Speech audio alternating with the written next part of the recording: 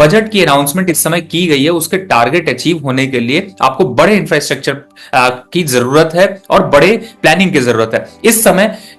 World wide market बहुत अच्छी नहीं चल रही है, यूएस के हालात आपके सामने हैं, यूएस से रिलेशन हमारे सामने है, वहां पर टैरिफ की रिस्ट्रिक्शंस दी जा रही हैं, चाइना का मार्केट अच्छा नहीं है, जियोपॉलिटिकल टेंशन पिछले 3 सालों से खत्म नहीं होता हुआ नजर आ रहा। तो ये सारे फैक्टर अब कहीं ना कहीं से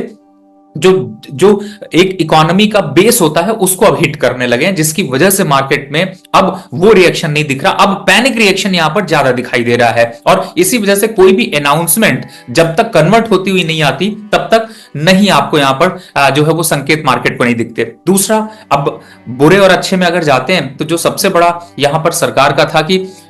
बाजार क्या एक्सपेक्ट कर रहा था, क्वेश्चन ये है बाजार क्यों नहीं बढ़ा। बाजार एक्सपेक्ट कर रहा था कि बाजार को 2-3 चीजों की इंपॉर्टेंट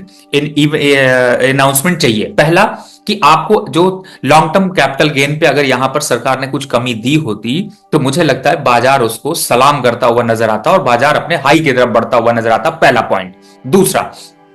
शॉर्ट टर्म ट्रेडिंग जो लोग करते हैं, एसटीटी जो देते हैं, वो एसटीटी पे कोई कटौती होती तो बाजार सलाम करता हुआ नजर आता। तीसरा सबसे इंपॉर्टेंट फैक्टर पॉइंट है लॉन्ग टर्म कैपिटल गेन में, मैं इसलिए कह रहा हूं क्योंकि देखिए आपकी पॉकेट में टैक्स तो बच रहा है, लेकिन आप जब शेयर में आप जाते हैं और कमाते हैं तो आपका वो टैक्स सरकार फिर से वापस ले लेती, तो आपके पास बचत नहीं हो रही और शेयर मार्केट उससे हतोत्साहित हो जाता है और उससे मार्केट में वो रिएक्शन नहीं देखने को मिलता।